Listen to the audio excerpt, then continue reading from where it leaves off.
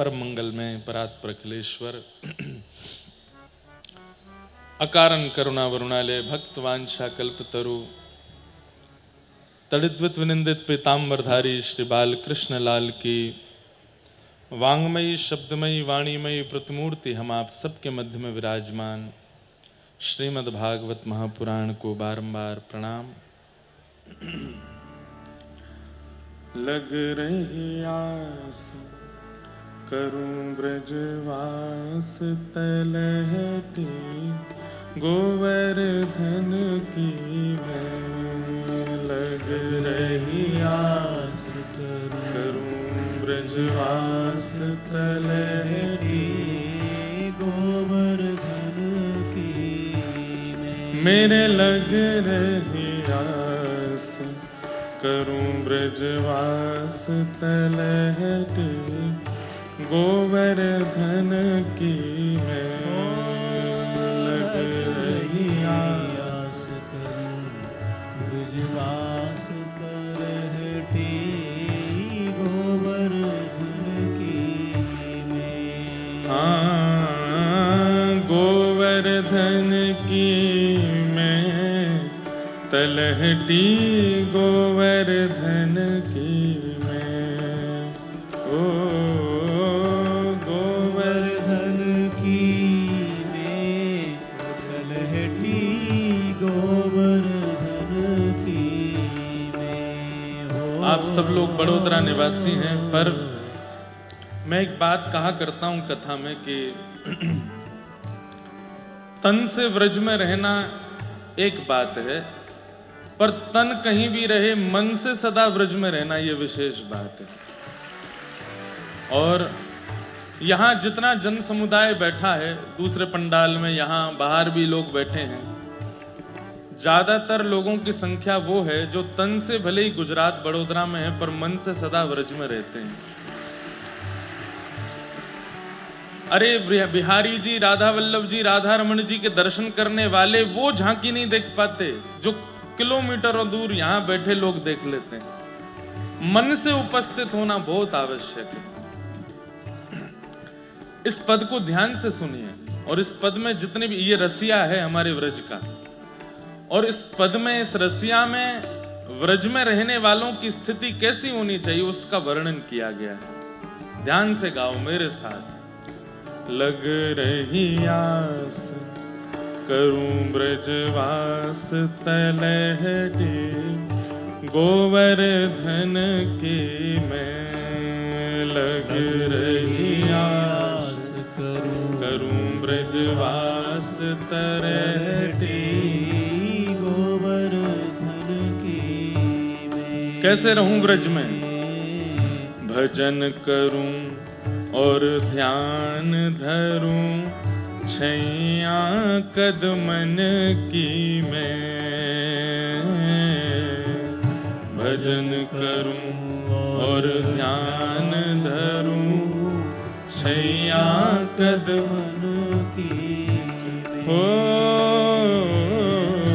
भजन करूं और ध्यान धरूं छैया कदमन की मैं। भजन करूं और ध्यान धरूं छैया कदमन की मैं।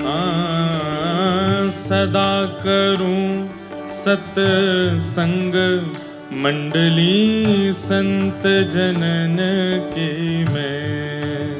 ओ सदा करूं सत्संग मंडली संत जनन की। सदा करूं सत्संग मंडली संत जनन की मैं। ओ सदा करूं सत्संग मंडली संत जनन की।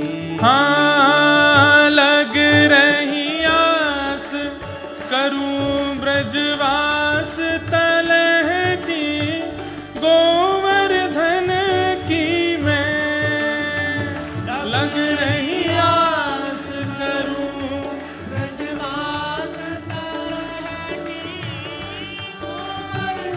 गाइए हो मेरे लग रही आस करूं ब्रजवास तलहटी गोवर्धन की मैं लग रही आस करूं ब्रजवास तलहटी गोवर्धन बोल गिरिराज धरण की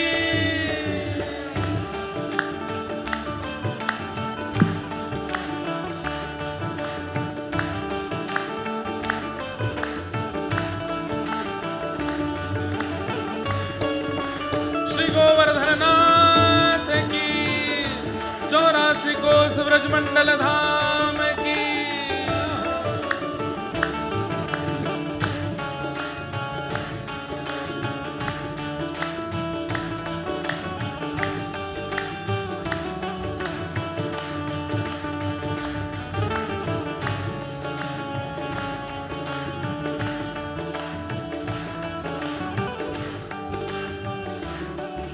देखो हमारी व्रज भाषा के शब्दों को समझना बहुत जरूरी है। व्रज में कैसे रहना चाहिए, अगली पंक्ति सुनो। पलकन डगर बुहार रेणुका व्रज गलियन की मैं पलकन डगर बुहार रेणुका ब्रज गलियन हो पलकन डगर बुहार रेणुका व्रज गलियन की मैं पलकन डगर बुहार रेणुका ब्रज गलियन की हाँ शीश चढ़ाए अंग लिपटाऊं कृष्ण चरणन की मैं ओ शीश चढ़ाए रज अंग लिपटाऊं कृष्ण की हाँ शीश चढ़ाए रज अंग लिपटाऊं कृष्ण चरणन की मैं ओ शीश चढ़ाए रज अंग लपटाऊं कृष्ण चरण की हे लग रही आस करूं ब्रजवास तलहटी गोवर्धन की मैं लग रही आस करूं ब्रजवास तलहटी गोवर्धन की मेरे लग रही आस करूं ब्रजवास तलहटी गोवर्धन की मैं लग रही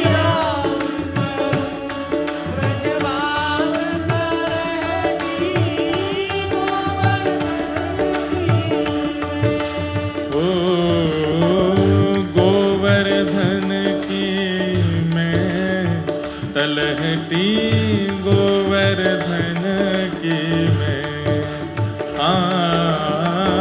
गोवर्धन की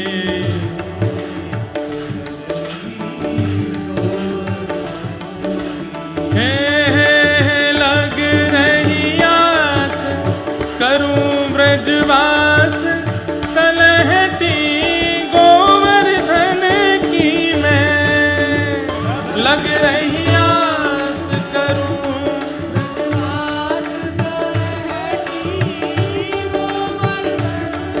और व्रज में रहो तो कैसे रहो, पलकन डगर बुहार रेणुका व्रज गलियन की मैं। जैसे कोई गलियों में झाड़ू लगावे तो मैं झाड़ू नहीं, अपने नेत्रों की पलकों से बुहारूं इन व्रज की गलियों को। बुहारने का मतलब झाड़ू लगाना ही होता है, पर यहाँ भाव यह है कि जितने ध्यान से, जितने केंद्रित होकर के ठाकुर जी का दर्शन करते हो, उतने ही ध्यान और केंद्रित होकर व्रज की गलियों में घूमिए। एक एक कोना, एक एक स्थान, एक एक मार्ग, उसको चित्त में धारण कर लीजिए, क्योंकि ठाकुर जी भी वहीं विचरण करते हैं। आहा, कितना सुंदर भाव। अब दूसरे भाव में क्या कह रहे हैं? भूख लगे घर घर ते भेक्षा, करूं द्विजन की मैं। भूख लगे घर घर ते भेक्षा, करूं द्विजन की। मधुकरी मांग करके पाइए। ब्रजवासियों के यहाँ जाकर के प्रार्थना करो कि घर में कछु हो दे दो, दूध पिवाए दो, रोटी खवाए दो, कछु नहीं तो पानी दे दो, उसको भी मधुकरी मांग करके स्वीकार करो। भूख लगे घर घर ते भिक्षा, करूं द्विजन की मैं। भूख लगे घर घर ते भिक्षा,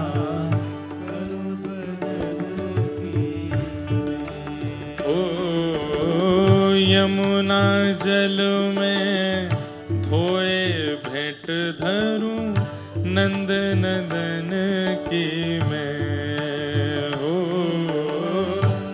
यमुना जल में धोए भेंट करूं, नंद नंदन की। यमुना जल में धोए भेंट करूं, नंद नंदन के मैं। ओ यमुना जल में धोए भेंट धरूं, हे लग रही आस, करूं ब्रजवास, तलहटी गोवर्धन की मैं। लग रही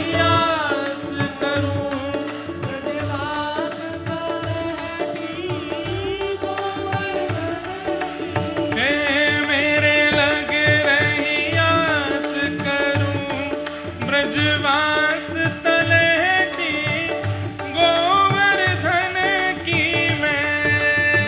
लग रही आस, ब्रजवास तलहटी गोवर्धन की। गिरिराज धरण प्रभु तुम्हारी शरण। गाइए। गिरिराज धरण प्रभु तुम्हारी शरण।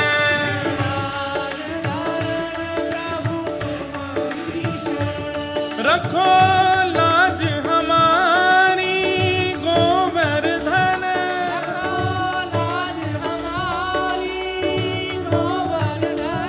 रखो लाज हमारी गोवर्धन।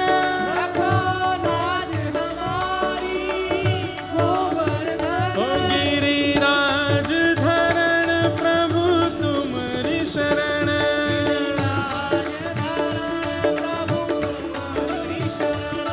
गिरिराज धरण प्रभु तुम्हारी शरण।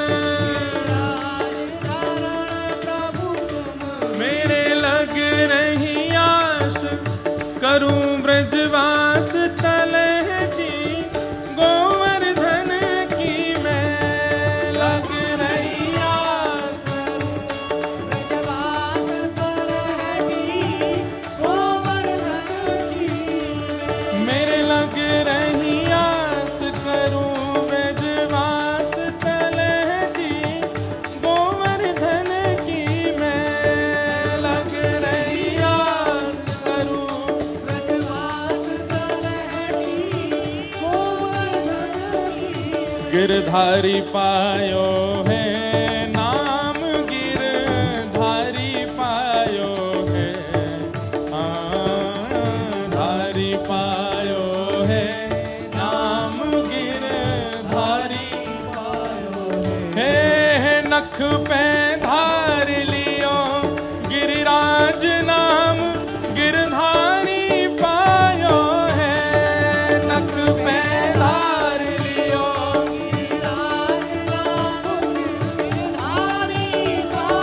हे नख पे धार लियो गिरिराज नाम गिरधारी पायो है।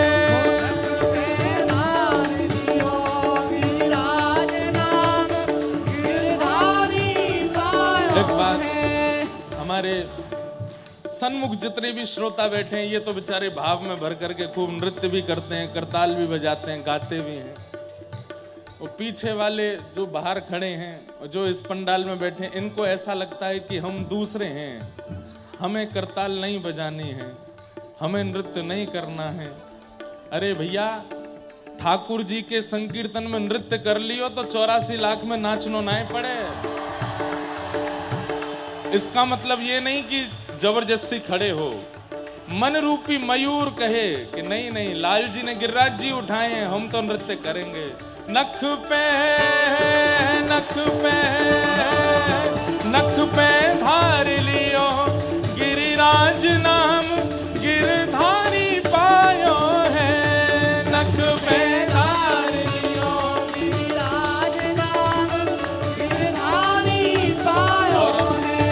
एक बात और, आज कथा में रास का प्रसंग आएगा और रास में महादेव गोपी बन करके आए। आपके गुजरात की एक सखी हैं जो हमारे व्रज में भी राधा वल्लभ जी के सन्मुख, बिहारी जी के सन्मुख खूब सुंदर रास करें। और महादेव जब गोपी बन करके रास में गए तो ऐसे ही गए थे, मूछ भी है, दाढ़ी भी है और श्रृंगार भी है। हम तो यही कहेंगे कि इनके रूप में गोपेश्वर महादेव ही पधारे हैं। हे नख पे नख पे नख पे धार लियो गिरिराज नाम गिरधारी पायो है। नख पे धार लियो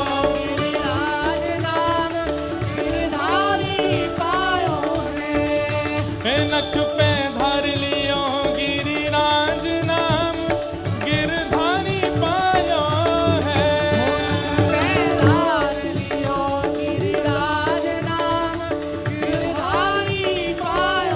इंद्र की पूजा मेट कृष्ण गिरिराज पुजायो है। इंद्र की पूजा मेट कृष्ण गिरिराज पुजायो है। गिरिराज पुजायो है। गिरिराज पुजायो है। कृष्ण गिरिराज पुजायो है। कृष्ण गिरिराज पुजायो है। नख पे हाँ नख पे हो नख पे धार लियो गिरिराज नाम गिरधारी पायो है।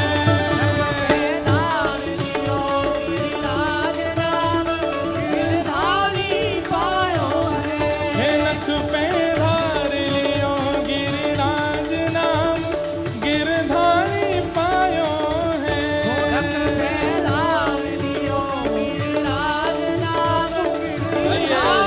हो गिरिराज धरण प्रभु तुम्हारी शरण। गिरिराज धरण प्रभु तुम्हारी शरण। हे रखो लाज हमारी गोवर्धन। रखो लाज हमारी गोवर्धन। हो गिरिराज धरण प्रभु तुम्हारी शरण। गिरिराज धरण प्रभु तुम्हारी शरण। हे गिरिराज धरण प्रभु तुम्हारी शरण। हो गिरिराज धरण प्रभु तुम्हारी शरण। जय जय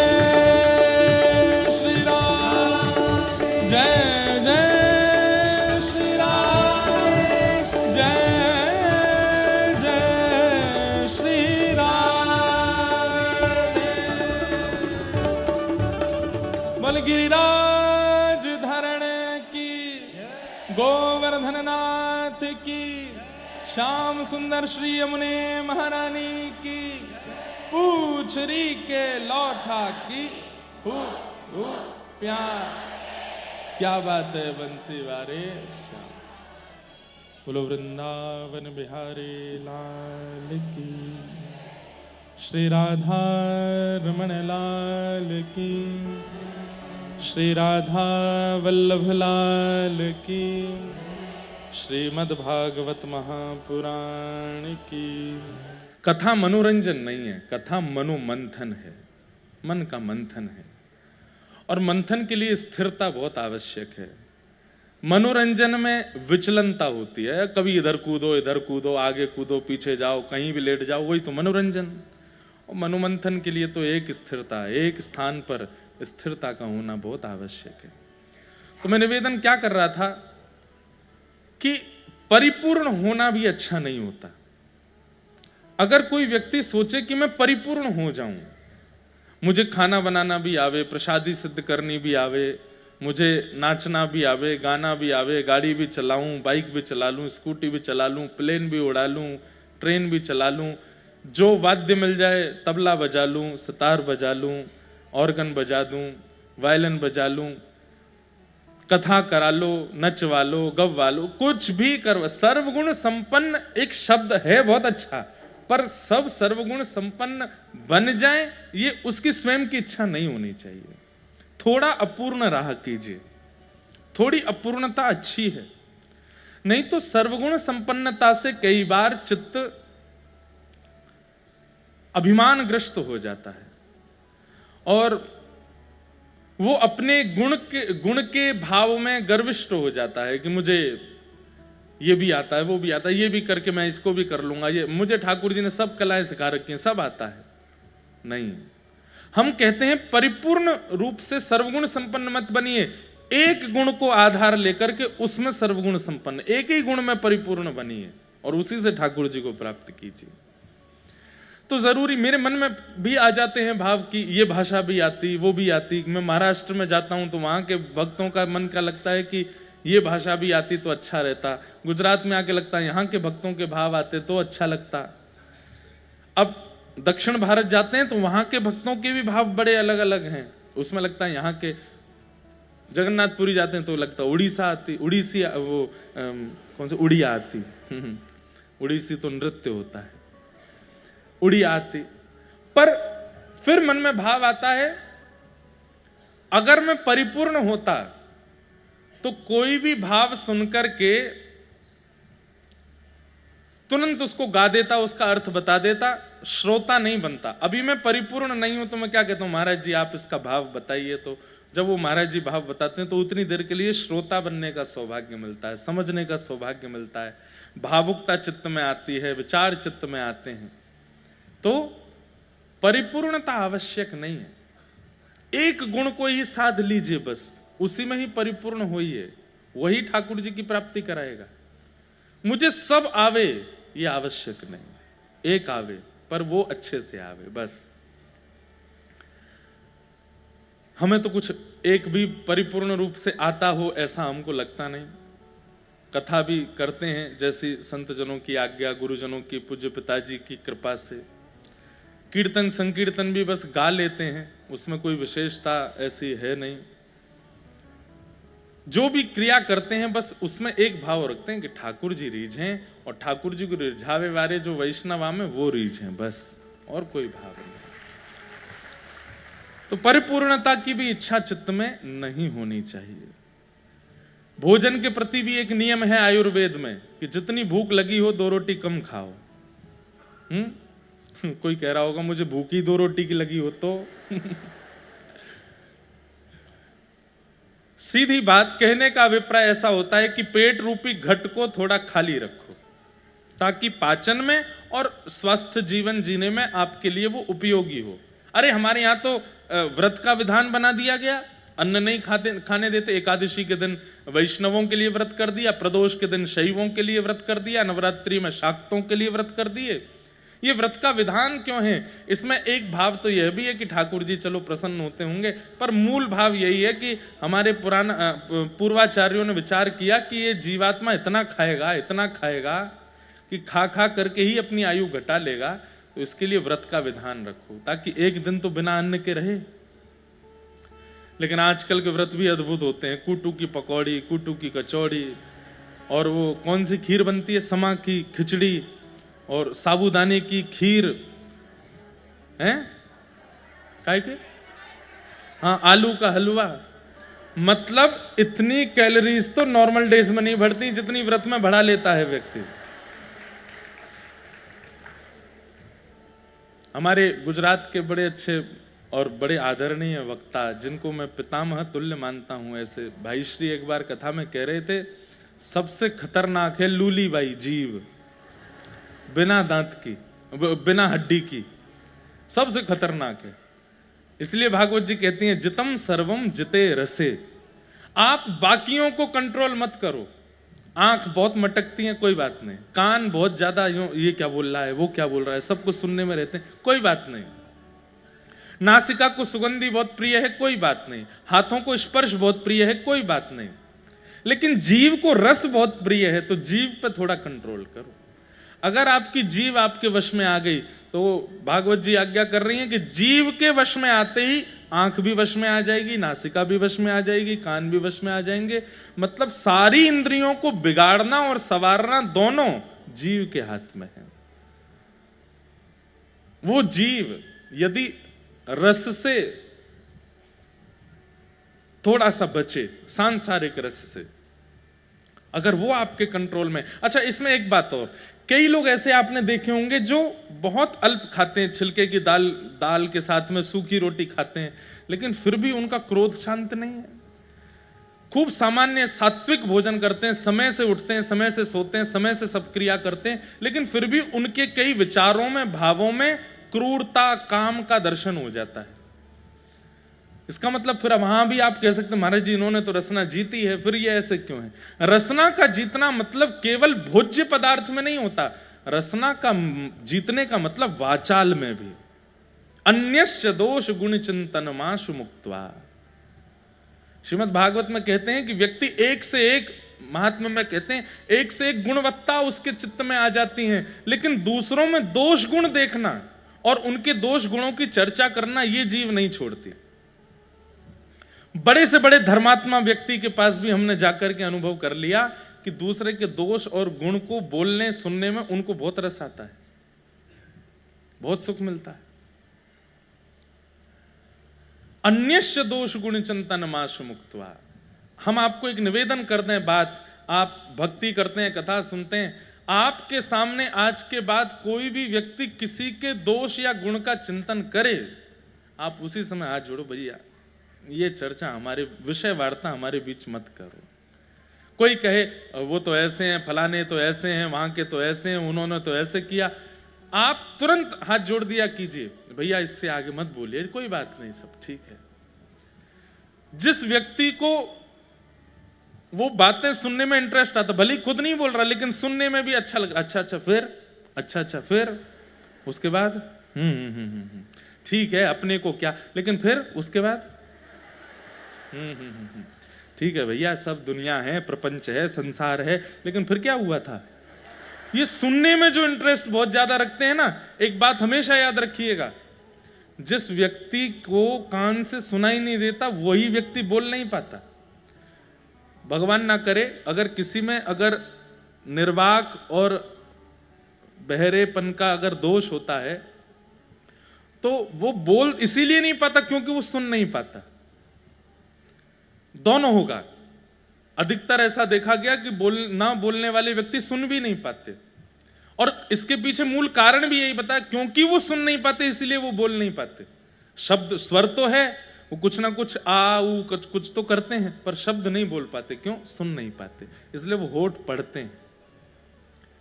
ठीक वैसे ही बोलने का गुण सुनने से ही आता है। ये जीव वाचाल तभी होती है जब इसने विषय वार्ताएं सुनी हैं। अगर वो विषय वार्ताओं से अपने आप को दूर कर ले कानों से, तो जीव बोलेगी ही नहीं। जीव से निकलेगा ही नहीं। जीव के अंदर ये गुण, ये दोष आएगा ही नहीं। इसलिए हमारी प्रार्थना मान लीजिए, भजन आदि आप खूब कीजिए, नाम जप खूब कीजिए, तिलक स्वरूप खूब कीजिए, परिक्रमाएं खूब कीजिए, ठाकुर जी की सेवाएं खूब कीजिए, परंतु ये विचारों में और अपने अवगुणों में, गुणों में थोड़े परिवर्तन लाने बहुत आवश्यक हैं। उसमें एक गुण ये लेकर के आइए कि कहीं भी दोष चर्चा चल रही हो, वहां से या तो उठ के चले जाओ या हाथ जोड़ के मना कर दो, भैया मेरे सामने ये बातें मत करो। किसी में कितना दोष है, कितने गुण है, मुझे नहीं सुनना है। क्योंकि सामने वाला तो अपवित्र है ही, वो आपको भी अपवित्र कर देगा, आपका भजन भी नष्ट कर देगा। इसलिए दूसरों के दोष गुण ना बोलो, सुनो। और जब सुने ही नहीं होंगे तो जीव बोलेगी नहीं, और वहां हो जाएगा जितम सर्वम जिते रसे, रसना को जीतो। किसी का दोष चिंतन मत बोलो। तो ऐसे सब भाव हैं। आप सब लोगों को बारंबार प्रणाम करते हैं। आज की मंगलमयी कथा में प्रवेश करते हैं। कल हम लोगों ने श्रवण किया कि ठाकुर जी सब ब्रजवासियों को लेकर के श्री गिरिराज जी गए, और गिरिराज जी में जाकर के ठाकुर जी ने श्री गोवर्धन नाथ जी का पूजन किया, 56 भोग लगाए, और सब ब्रजवासियों से कही जाओ जाकर के प्रणाम करो। भगवान के सखा मधुमंगल श्रीदामा गोवर्धन के ऊपर चढ़ गए, और गिरिराज बाबा जो 4 भुजा के रूप में बैठे थे, उनकी भुजा पकड़ पकड़ के देखने लगे, नकली तो ना है। ठाकुर जी बोले, लाला जी कहा कर रहे हो?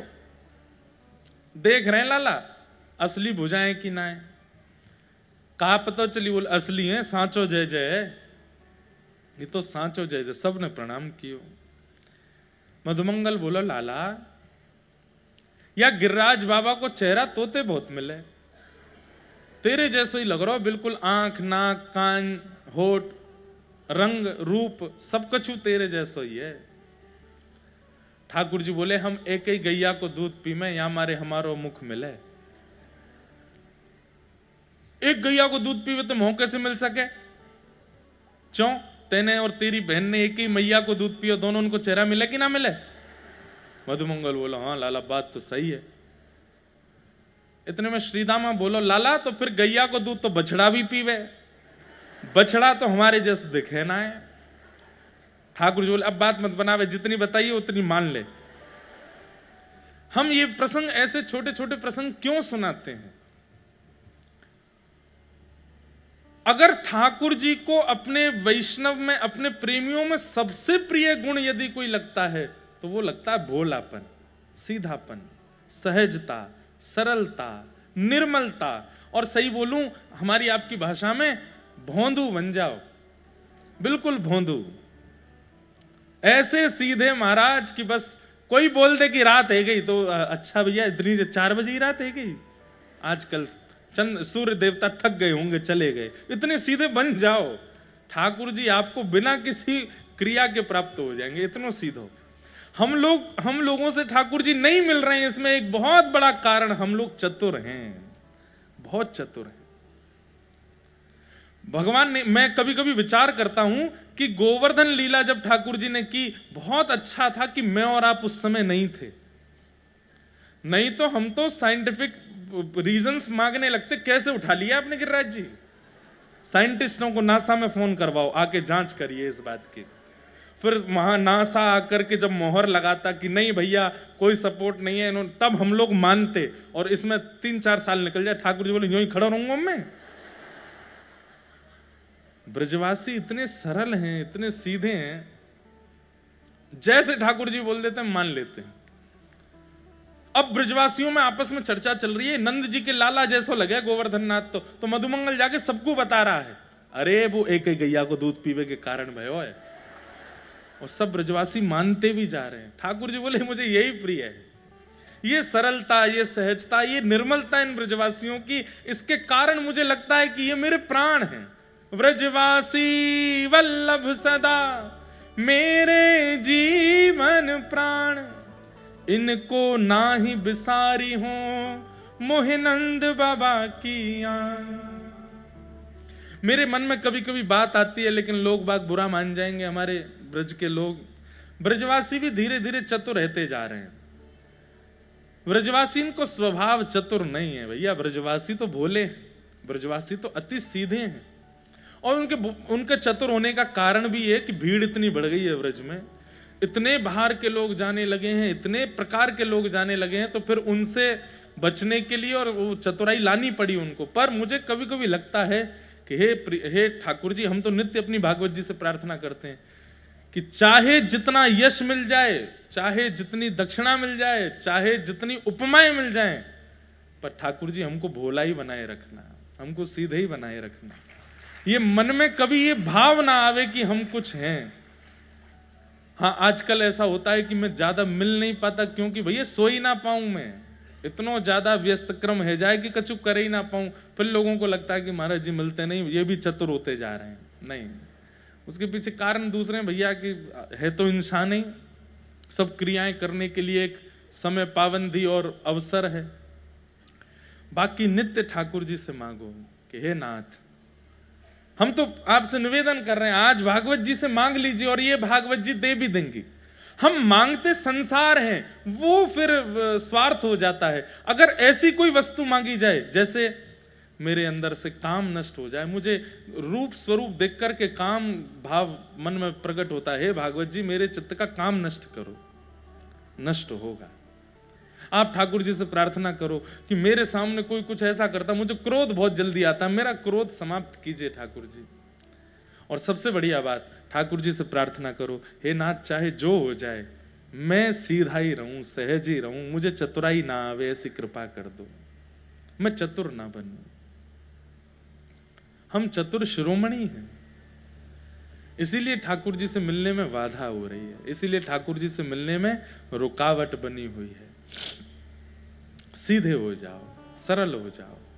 नीलमल मन जन सो मोहे पावा, मोहे कपट छल छिद्र न भावा। सबको याद है ये चौपाई, बताओ फिर भी क्या छल करने से पहले घबराए, कपट करने से पहले घबराए, चतुराई लाने से पहले घबराते हैं हम लोग कि भाई ठाकुर जी को प्रिय नहीं है। आप लोग एक बात विचार कीजिए, विवाह होने के बाद सैक्रिफाइस करते हैं लोग, पति पत्नी के लिए सैक्रिफाइस, इसको ये पसंद नहीं तो मैं नहीं करूंगा, पत्नी पति के लिए कि इनको ये पसंद नहीं तो मैं नहीं करूंगा। इतना ज्यादा सैक्रिफाइस बच्चों के लिए करते हैं कि भाई इनको ये प्रिय नहीं लगता, हमारे बेटे को ये प्रिय नहीं है, हमारी बेटी को ये प्रिय नहीं, तो माता पिता सैक्रिफाइस करते हैं, बच्चे सैक्रिफाइस करते हैं, माता पिता ये प्रिय नहीं तो हम ये नहीं करेंगे। ठाकुर जी के लिए हम लोग क्यों सैक्रिफाइस नहीं करते?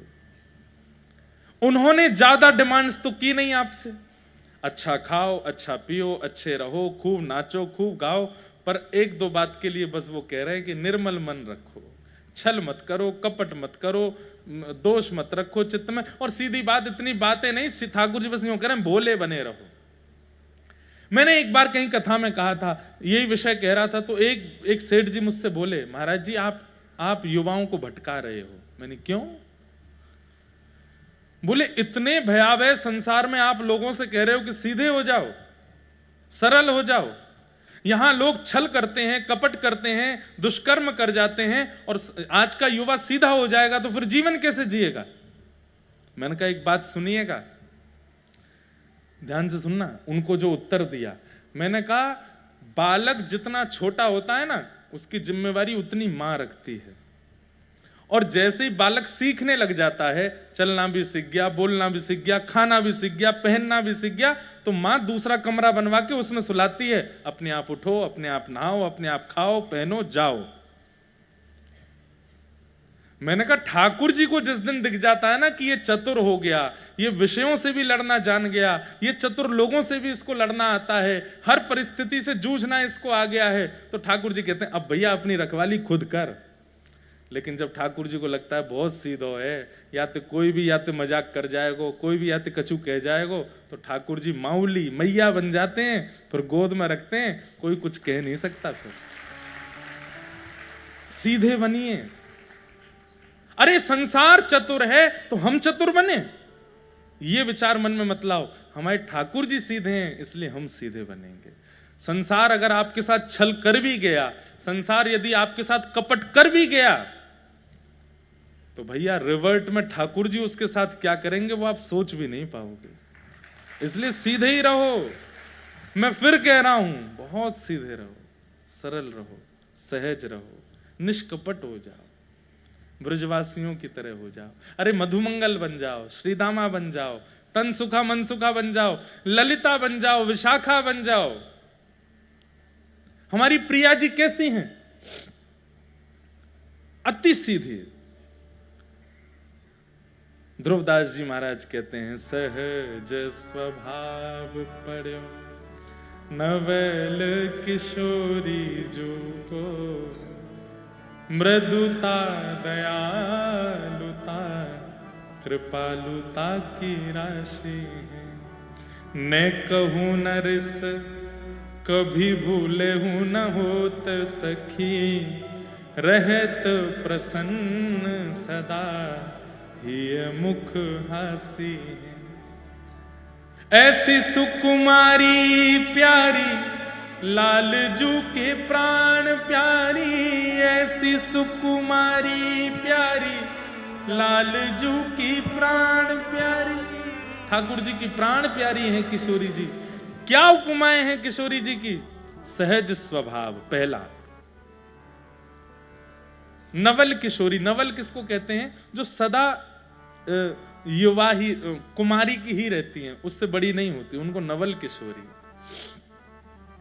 हमारी किशोरी जी बड़ी ज्यादा मतलब युवा अवस्था नहीं आती, वो नवल ही रहती हैं। नवल किशोरी, नवल किशोर, दोनों नवल ही रहते हैं। द्वारिका का प्रसंग आता है, भगवान का परपौत्र 25 वर्ष का, भगवान का पुत्र 50 वर्ष का, और स्वयं दादाजी 16 वर्ष के।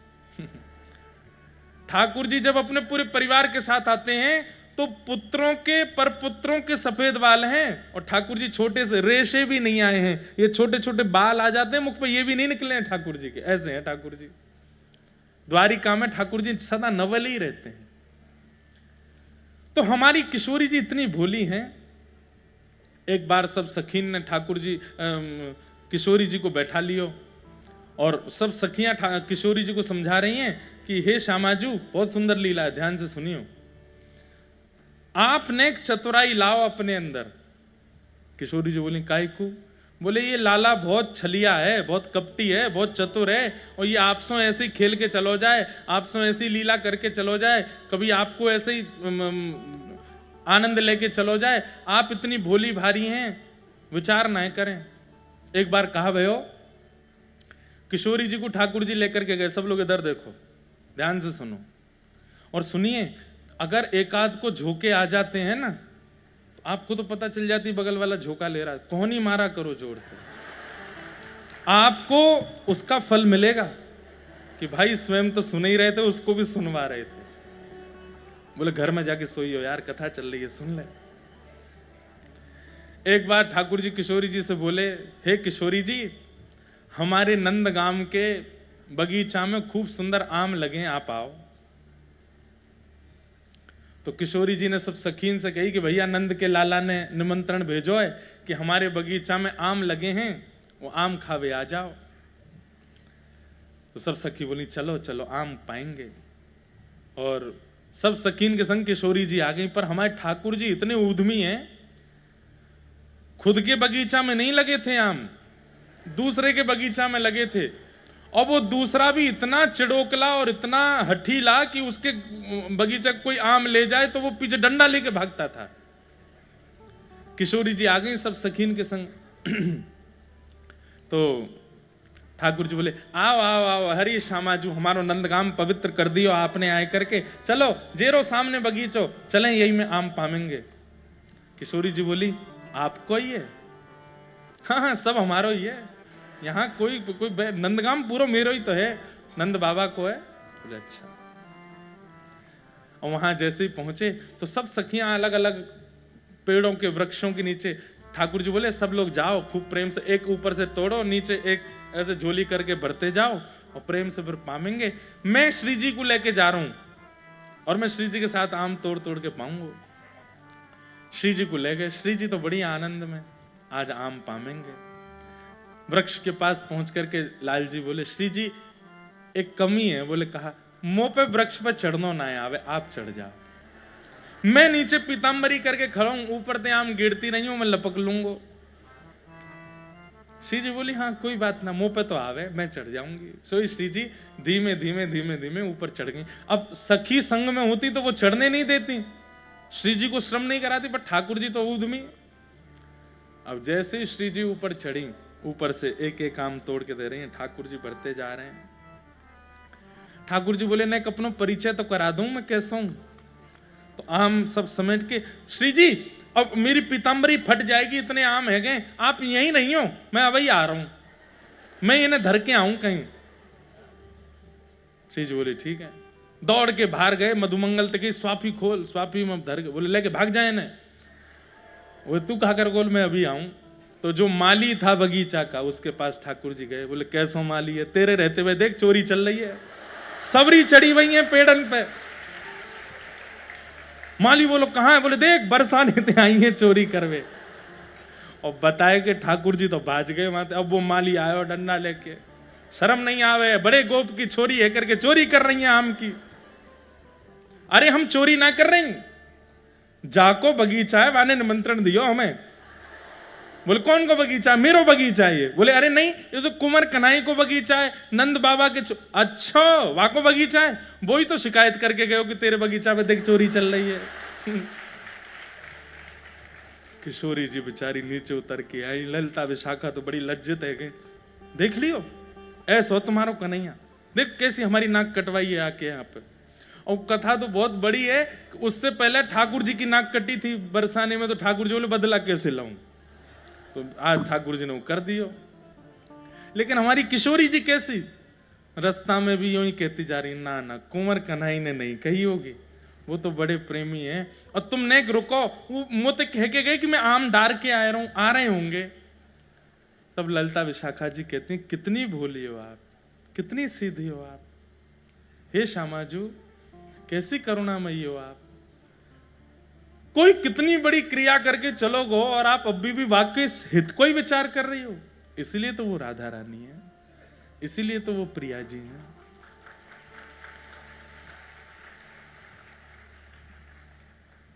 कलम में पद गा रहे थे ना, मन भूल मत जइयो राधा रानी के चरण। उसमें एक पंक्ति आती है, वृषभानु की किशोरी सुनी गैया हूते भोरी। सबसे भोरी गैया है, उससे भी ज्यादा भोरी है। प्रीत जान के हूं थोड़ी तोहे राखेगी शरण, मन भूल मत जइयो राधा रानी के। ऐसी हमारी किशोरी जी। तो एक बार निकुंज में एक लीला भई और किशोरी जी को सब सखियां समझा रही हैं, बोले तुम्हारो लाला बहुत चतुर है, बहुत ऐसो है, तुम बातें एक दूरी बनाए लो। तो राधा रानी बोली मैं दूरी ना बनाऊंगी। तो बोले एक लीला करके देखें, अगर या लीला में तुम्हारो कन्हैया सफल है गयो तो फिर हम आज के बाद वचन दे के कह रही हैं कभी शिकायत नहीं करेंगी वाकई। किशोरी जी बोली कहा लीला। तब किशोरी जी की कोई भी लीला संपादित होती है उसमें विशेष भूमिका निभाती हैं श्री विशाखा जी। ऐसी अष्ट सखियों, अभी बरसाना का उत्सव पूरा जो आ रहे हैं उनके लिए अच्छा है, जो नहीं आ रहे हैं वो देखना सुनना जरूर। वहाँ अष्ट सखियों की वार्ता, सबके विषय की बहुत गोपनीय रहस्य जो मंच से बोलने भी नहीं चाहिए, मैं उनको भी बहुत ढक ढक करके थोड़ा थोड़ा कहूंगा ताकि जो योग्य हैं उनको प्राप्त हो। अयोग्यों के लिए तो भैया फिर कहाँ जाएंगे, इसलिए वो कथा जरूर सुनना। तो किशोरी जी की जितनी भी लीला होती हैं उसमें अष्ट सखियों में जो सबसे थोड़ी बुद्धिमान अगर सखी कोई है, जिसको कहते हैं कि तनिक चतुर हैं, वो है विशाखा जी। तो विशाखा जी ने योजना बनाई, एक से कपड़ा, एक से कुंडल, एक से गहने, 100 काजल, एक से पत्रावली, एक से केश, एक से नूपुर, एक से चूड़ी, सब कुछ एक जैसा। अष्ट सखियों का और किशोरी जी का मतलब एक जैसा ही सब कुछ होगा। और वहां में ठाकुर जी को ढूंढ के बताओ इनमें किशोरी जी कहां हैं। अगर उनने किशोरी जी को देख के बताए दियो तो फिर हम किशोरी जी वचन दे रही हैं आज के बाद श्याम सुंदर को वादना के बाद से हम कभी भी कुछ गलत नहीं बोलेंगे। किशोरी जी बोली वो पहचान जाएंगे। बोले हम देखें ना कैसे पहचानेंगे। अब आप इसमें एक बात विचार कीजिए कि अष्टसखियां और राधा रानी में कोई विशेष अंतर नहीं है, एक जैसी दिखती हैं सब, बस किशोरी जी का श्रृंगार विशेष होता है इसलिए पहचान में आती है कि ये किशोरी जी हैं। एक जैसी चुनरी, एक जैसे कुंडल, एक जैसे सब श्रृंगार सब किए गए। और निकुंज में सब गोपियां खड़ी हो गईं, ठाकुर जी की प्रतीक्षा कर रही। अब ठाकुर जी के आवे की प्रतीक्षा तो बात की बात है, ये आपस में एक दूसरे से कह रही हैं, अरे श्यामाजू आप तो बड़ी सुंदर लग रही हो। तो बोली मैं विशाखा हूं, श्यामाजू ना हूं, श्यामाजू तो पल्लंकु हैं। तो दूसरे, अरे ललिता जी आप ही हो ना। बोले नहीं नहीं मैं श्यामाजू हूं। मतलब ललिता जी और सब एक जैसी दिख रही हैं, कोई इनमें अंतर नहीं। तब सबने कही, बोले अब बढ़िया है, अब एक संग खड़ी है जाओ, नेक देर में श्याम सुंदर आवे वारे हैं और नेक आज इनकी पतो चले कि ये पहचान पाएंगे नहीं। इतने में ही ठाकुर जी को आगमन भयो। ठाकुर जी जैसे ही पधारे आकर के ढूंढन लगे कहां हैं किशोरी जी। हे श्यामाजू, अब वो आठों खड़ी हैं वृक्षों के पास और आठों एक साथ एक ही स्वर में कह रही हैं, हां श्याम सुंदर। अब यहां से भी स्वर, वहां से भी स्वर, उधर से भी स्वर, इधर से भी, आठों की आठों चारों तरफ घूम के खड़ी। ठाकुर जी, अरे श्यामाजू, बोले मैं तो यहां खड़ी हूं, तो वहां जाए। अरे ये कैसी लीला कर रही हो किशोरी जी, आज इतने सारे रूपन में कैसे प्रकट भई हो। तब सब सखियां एक साथ सामने खड़ी हो गईं। 9 किशोरी जी खड़ी हैं, एक किशोरी जी और 8 सखियां। और तब सब सखियां कह रही हैं, अब ढूंढ के बताओ हम में ते राधा रानी कौन है। को वृषभानु किशोरी इन में, को वृषभानु किशोरी। हम में से लाडली जी कौन है, ढूंढ के बताओ। आहा, ठाकुर जी एक एक किशोरी जी के स्वरूप के पास जामे, उन्हें जाकर के देखें, गौरते आंख में देखें, हाथन ने देखें, पामन, सब कुछ एक जैसा, पता ही नहीं चल रही है कौन है किशोरी जी। ठाकुर जी बोले आज तो मैं तगड़ो फंसो, कैसी लीला है रही है यहाँ पे। इतने में ही ठाकुर जी ने एक चतुराई करी, बोले मैं तो पहचान गयो कौन सी है किशोरी जी। तो सब सखी बोली बताओ कौन सी हैं। सो दूर खड़े है करके ठाकुर जी एक सिंहासन पर बोले, ये रही किशोरी जी। बोले ये रही, कहा है 8-9 खड़ी हैं, एक बताओ कौन सी है। अब बोले यही वाली हैं। बोले कौन सी वाली। बोले बालापन में इन्हीं सिखायो, बालापन में नहीं सिखायो, बहुविधि माखन चोरी, बहुविधि। माखन चोरी। अरे ये खड़ी तो है सामने, जबकि 9 की 9 खड़ी हैं, बस ऐसे कह रहे हैं ये खड़ी तो हैं। बोले कौन सी। बोले वही जिनने मुझको बचपन में चोरी करनो सिखायो, घर घर में जाके माखन कैसे चुरानो, मटकी कैसे फोड़नी है, ग्वाल बालन के ऊपर कैसे चढ़ना है, गैया के सींग कैसे पकड़ने हैं, सबरो ऊधम इन्हीं तो मुझको सिखायो। जैसे ही कही कि बालापन में इन्हीं सिखायो, बहुविधि माखन चोरी, इन्हीं मुझको माखन चुरानो सिखायो, मेरी तो ये गुरु हैं चोरी की। इतने में किशोरी जी बोल पड़ी, मैंने कब सिखाया तुमको। ठाकुर जी बोली, ये वृषभानु किशोरी तुम में, ये वृषभानु। ललिता विशाखा बोली सब कियो धयो चौपट कर दियो। काय को बोली आप। अरे मैंने जब चोरी सिखाई नहीं तो मैं काय को स्वीकार करूं। अरे ये तो हमें पता है कि आपने चोरी नहीं सिखाई है, वो तो उनको तरीका है बुलवावे को। श्याम सुंदर आके बोले भैया 9 सखी अगर एक संग किशोरी जी के साथ अष्ट सखी खड़ी है जाए तो ब्रह्मा भी नहीं पहचान पाएगा किशोरी जी कौन है। केवल किशोरी जी की पहचान उनके स्वभाव से हो सकती है, और उनको स्वभाव सरल है, निर्मल है। कोई रूप से पहचानना चाहे, कोई चाल से पहचानना चाहे, कोई श्रृंगार से पहचानना चाहे, किशोरी जी को नहीं पहचान पाएगा। किशोरी जी केवल स्वभाव से पता चलेंगे। ऐसी हमारी लाडली जी।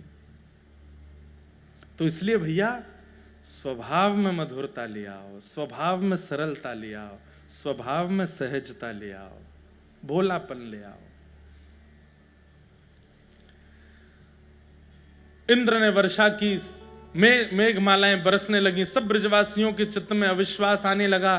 ठाकुर जी बोले अविश्वास मत लाओ, गिरिराज जी पे विश्वास करो। सब ब्रजवासी बोले कैसे करें विश्वास, तैने कही कि इंद्र के कोप से ये हमारी रक्षा करें, कहां कर रहे हैं रक्षा, इतनी मूसलाधार बारिश है रही है। तब ठाकुर जी ने मन में विचार किया कि अब कछु लीला ऐसी करनी पड़ेगी कि गिरिराज जी के प्रति इनको विश्वास बढ़े। और ठाकुर जी ने सब ब्रजवासी के सामने गिरिराज जी को प्रणाम कियो और प्रणाम करके हे गिरिराज बाबा हम सब ब्रजवासी की रक्षा करो कह करके जैसे ही गिरिराज जी को एक ओर से इशारों कियो है, नेक अपने हस्त कमल को स्पर्श कियो, अधर हो गए 7 कोस लंबे चौड़े, 21 किलोमीटर लंबे चौड़े गिरिराज पर्वत अधर हो गए। नन्हे से गोपाल जी भीतर प्रवेश कर गए और 7 वर्ष के ठाकुर जी ने अपने बाम हस्त की कन्नी उंगली के नख के ऊपर श्री गिरिराज जी को धारण कर लियो। बोल गोवर्धनधारी गोपाल की। सब ब्रजवासी ने कह दी आ जाओ सबरे नीचे आए करके थाड़े है जाओ। अपने बांस के लठ ले करके सब ब्रजवासी खड़े है गए। सबन ने अपने छड़ी लगाई दी। ठाकुर जी बोले जे कहा कर रहे हो, लाला छड़ी लगा रहे हैं कहीं गिरिराज जी नीचे नहीं आ जाएं। मतलब अब भी ब्रजवासियों को यूं लग रही है ये अपने आप उठे ऊपर। वो तो गिरिराज जी से हमने प्रार्थना करी तो इंद्र से रक्षा करने के लिए अपने आप ऊपर उठ गए तो कहीं नीचे नहीं आ जाए तो हम छड़ी लगा लें।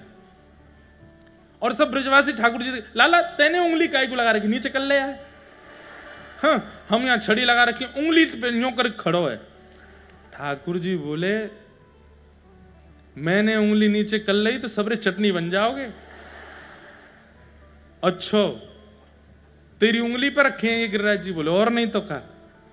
सब ब्रजवासी बोले लाला तू देख बात मत बनाए कर, चल जल्दी अपनी उंगली नीचे कर ले। ठाकुर जी बोले तो फिर संभालो तुम गिरिराज जी, मैं हटा रहा हूं उंगली। बोले हाँ ठीक है हम संभाल लेंगे। जैसे ठाकुर जी ने नेक उंगली नीचे करी महाराज, सबकी छड़ियां टूटने लगी, चट चट चट करके दूर दूर तक सब ब्रजवासी अरे लाला संभाल संभाल संभाल भागा दौड़ी जैसी होने लगी। ठाकुर जी ने फिर से अपनी उंगली लगाई और फिर से गिरिराज जी ऊपर की ओर अधर हो गए और गिरिराज जी स्तब्ध हो गए। अब दूर दूर तक एक भी ब्रजवासी की छड़ी नहीं है, अकेले ठाकुर जी की नख पर, उंगली पर नहीं। एक तो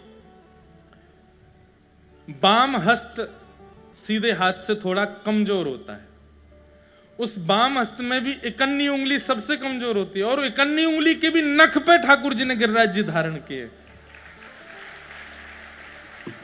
ये प्रभाव नहीं है ठाकुर जी का, इसमें भी एक संदेश है, बहुत ध्यान से सुनो। ठाकुर जी कह रहे हैं हम सबको एक संकेत कर रहे हैं। बोले क्या? बोले भैया मेरे 2 स्वरूप हैं, एक स्वरूप ये है और एक स्वरूप ये है।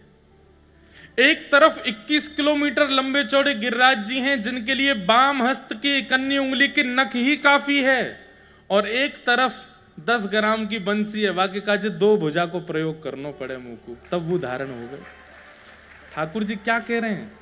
बोले जब सामने से जीवन में प्रेम आता है तो प्रेम को स्वीकार करने में एफर्ट्स ज्यादा लगाओ।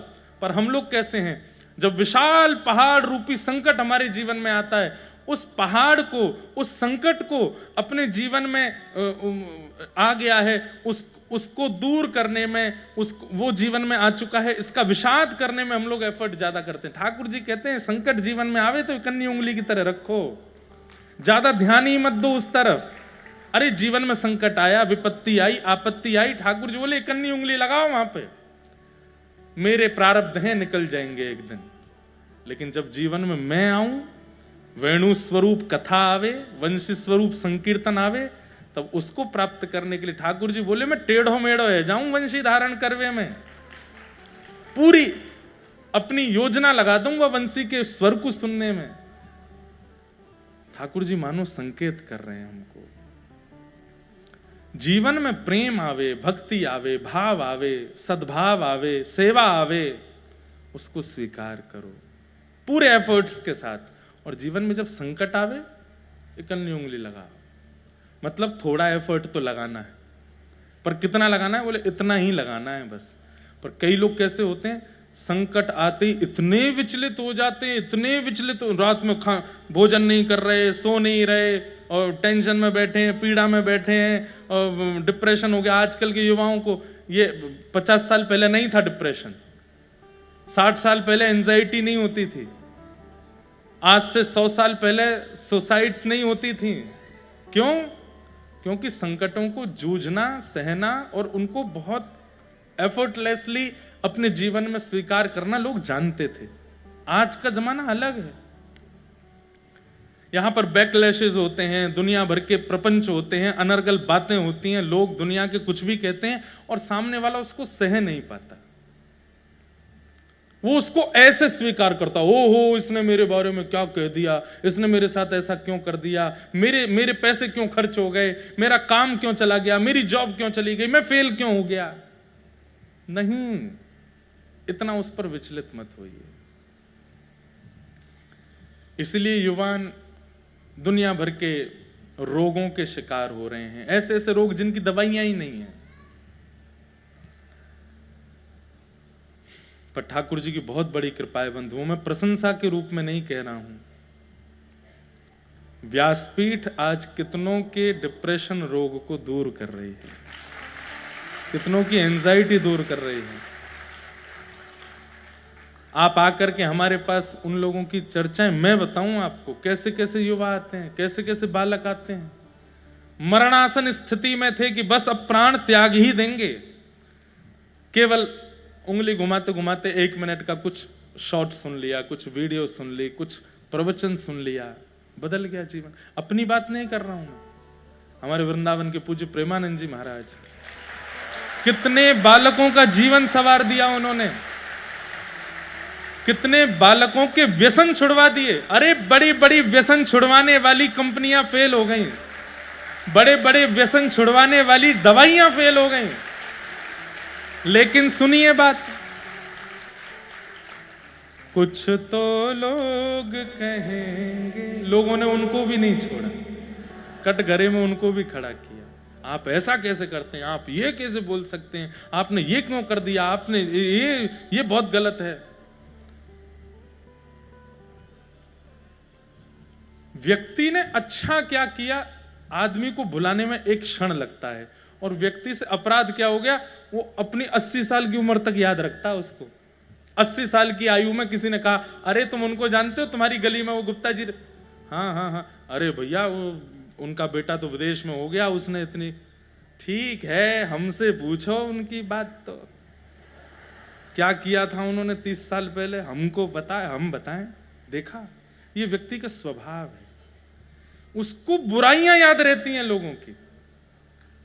अब हमारे महाराज जी हैं, हमारे पूज्य मलुक पीठ वाले महाराज जी हैं, रमन रीति वाले महाराज जी हैं, हमारे कई सारे महापुरुष, पूज्य मुरारी बापू हैं, पूज्य रमेश भाई ओझा हैं, जिसने भी अपनी वाणी से, अपने विचारों से, अपनी क्रियाओं से संसार के कलयुगी जीवों में परिवर्तन लाने का प्रयास किया, दूसरे ही लोगों ने उनको कटघरे में खड़ा कर दिया, उनके छोटे छोटे दोषों को निकाल करके उछालना प्रारंभ कर दिया। ये वो नहीं करते हैं, ये वो लोग नहीं करते हैं, कलयुग करवाता है उनसे।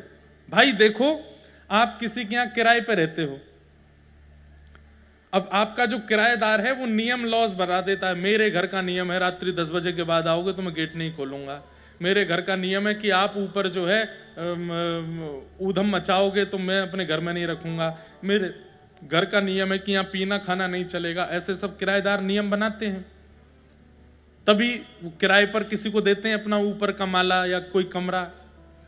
ऐसे ही हम आप सब लोग कलयुग के घर में किराएदार हैं, हम कलयुग के घर में हैं। और कलयुग के नियम क्या हैं? अगर तुम 10 बजे रात में सो गए तो तुमको उत्पीड़ना दूंगा, 2-2 बजे तक उठो, 3-3 बजे तक उठो। पानी पीते हो, वो पीला वाला क्यों नहीं पीते? उसको पीना शुरू करो, नहीं पियोगे तो तुमको उत्पीड़ना दूंगा। अरे घास फूस खाते हो, मांस खाना प्रारंभ करो तो मैं नहीं तो तुमको उत्पीड़ना दूंगा। सेवा करते हो ठाकुर जी, कथा सुनते हो, तिलक रज लगाते हो माथे पर, नंगे पैर घूमते हो ब्रजमंडल में, ये सारे नियम मेरे यहां नहीं चलेंगे। और जो इन नियमों का पालन करता है, फिर कलयुग उनको दूसरों के द्वारा इस प्रकार से मोलेस्ट कराने की योजनाएं बनाता है, परेशान करता है। अरे कहां तक कहें, कभी कभी तो ऐसे बच्चों के माता पिता उनको परेशान करते हैं कि सेवा करते हो, कथा सुनते हो, साधु महात्माओं के वचन सुनते हो। कलयुग ही तो करवाता है। कलयुग को पसंद नहीं कि आप वहां उसके नियमों के विपरीत रहो। इसलिए भैया, जीवन में आने वाले आर्त, संकट, विपत्ति, आपत्ति, इनको ऐसे स्वीकार करो, और जीवन में आने वाला प्रेम, भक्ति, भाव, भजन, उसको ऐसे स्वीकार करो, दोनों भुजाओं से स्वीकार करो, पूर्ण रूपेण उसको अंगीकार करो। साल का प्रारंभ है, आप लोगों के साल का प्रारंभ मुझे लगता है बड़ोदरा में जितने लोग रहते हैं उनमें से जो लोग कथा में आए 7 दिन, सबसे अच्छा साल आपका ही जाने वाला। ऐसा नहीं है कि मैं ये कह रहा हूं कि उनका बढ़िया नहीं जाएगा, उनका बढ़िया भी, उनको ज्यादा कमाई होगी, उनका खूब यश होगा, उनका खूब वैभव बढ़ेगा जो कथा में नहीं आए। लेकिन जो कथा में आए थे उनका नाम बढ़ेगा, उनका भजन बढ़ेगा, उनकी भक्ति बढ़ेगी, वृंदावन के प्रति प्रेम बढ़ेगा।